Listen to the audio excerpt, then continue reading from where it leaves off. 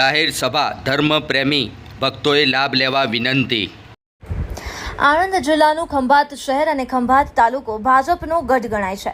છેલ્લા 35 વર્ષથી ખંભાત સ્થાનિક સ્વરાજ્યની ખંભાત નગરપાલિકા અને ખંભાત તાલુકા પંચાયત તેમજ આણંદ જિલ્લા પંચાયતની ખંભાત તાલુકામાં આવતી 6 બેઠકો સતત છેલ્લા 20 વર્ષથી ભાજપનો ભોગો લહેરાઈ રહ્યો છે। ત્યારે ખંભાત પાલિકા, ખંભાત તાલુકા પંચાયત અને જિલ્લા પંચાયત આણંદની ખંભાત સમાવિષ્ટ 6 બેઠકોની ચૂંટણીની ગણતરીના દિવસો બાકી છે। જ્યારે ભાજપ સંગઠનના લોકપ્રિય અને સ્વચ્છ છબી ધરાવતા પ્રદેશ અધ્યક્ષ જગદીશ વિશ્વકર્માએ ખંભાતના પાણીયારી વિસ્તારમાં જાહેર સભા ગઈકાલે રાત્રે 9 કલાકે કરી હતી।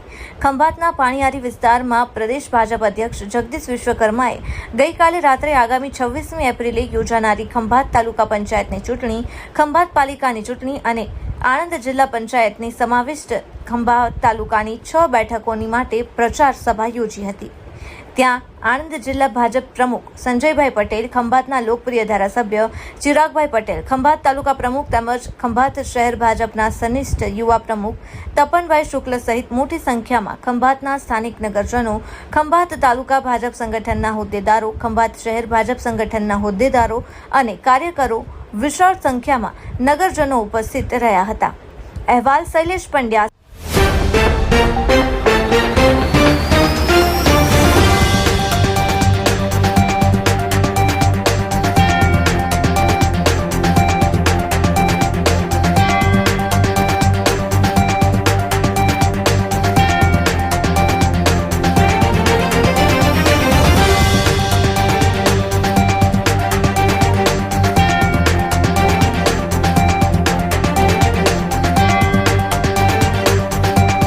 સાહેબને આપણે કમિટમેન્ટ આપીએ છીએ કે આવનારી 26મી તારીખે ચૂંટણી મતદાનના દિવસે અને 28મીએ પરિણામના દિવસે તમામ સીટો ભારતીય જનતા પાર્ટીનું કમળ ખીલશે। એમાં ક્યાંય કોઈ શંકાને સ્થાન નથી।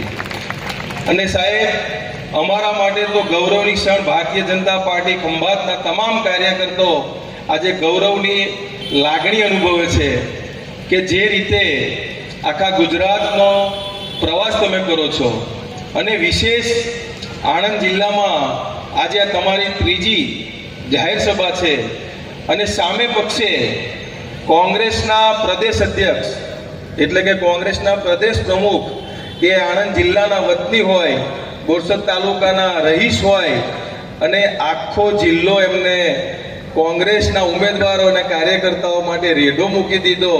એક પણ સભા કોંગ્રેસના પ્રદેશ પ્રમુખે આણંદ જિલ્લામાં નહીં કરી જાય છે। એમનું કુશળ નેતૃત્વ, સંગઠનાત્મક શક્તિ અને દરેક કાર્યકર્તાને ખભેથી ખભે મિલાવીને કામ કરવાની એમની જે પુણે છે એના લીધે આ ભારતીય જનતા પાર્ટીના તમામ કાર્યકર્તાઓમાં એક અનોખો જોશ જોવા મળી રહ્યો છે આખા ગુજરાતમાં।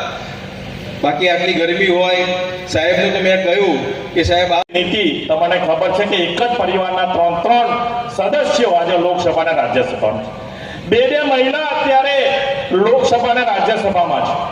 મહિલાઓનું આરક્ષણ બિલ કોંગ્રેસ પાર્ટીએ જે નકારી કાઢ્યું એમાંથી 2 મહિલા સોનિયા ગાંધી, પ્રિયંકા ગાંધી આજે રાજ્યસભા લોકસભામાં છે। એમને એવું થયું કે આપણે બંને આવી ગયા તો બીજી મહિલાઓની શી જરૂર છે, એ રીતે કોંગ્રેસે આ નકારી કાઢી। મિતેશભાઈએ વિગતે વાત કરી છે એટલે નહીં બોલું ચાલશે? આ કે ના બોલું?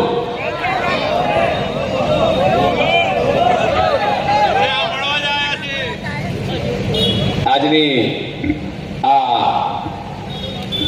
વિકાસ સંકલ્પ યાત્રામાં આપણી સૌની વચ્ચે ઉપસ્થિત જિલ્લાના અધ્યક્ષ, મારા પરમ મિત્ર, જેની સાથે 2012થી જ્ઞાતિવાદ, પ્રાંતવાદ, આની અંદર માત્ર પરિવારવાદ સાથે રચા પચાડ્યા, પણ વિકાસ કરવો એ હમણાંથી જોજો દૂર હતું।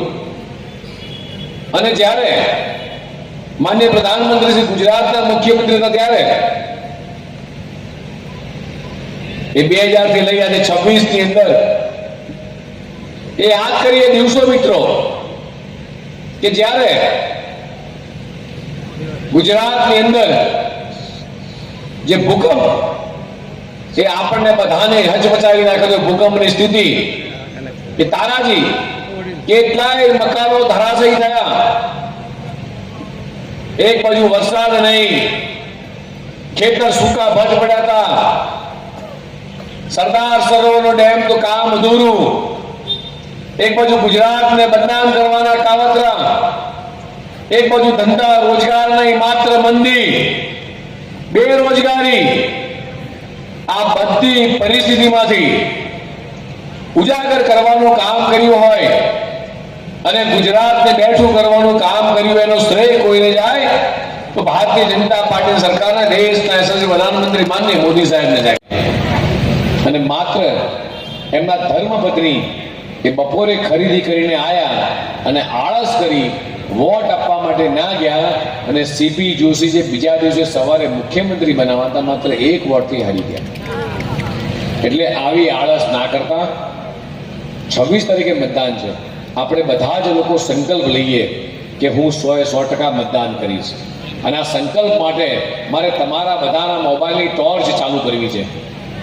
તમારા બધાના ગજવામાંથી મોબાઈલ કાઢો, લાઈટ ચાલુ કરી સમર્થન આપો કે મારો વોટ ભાજપને, મારો વોટ વિકાસને, અને હું 100% મતદાન કરીશ. બધા જ લોકો મોબાઈલની લાઈટ ચાલુ કરી, મારો મોબાઈલ લાવો.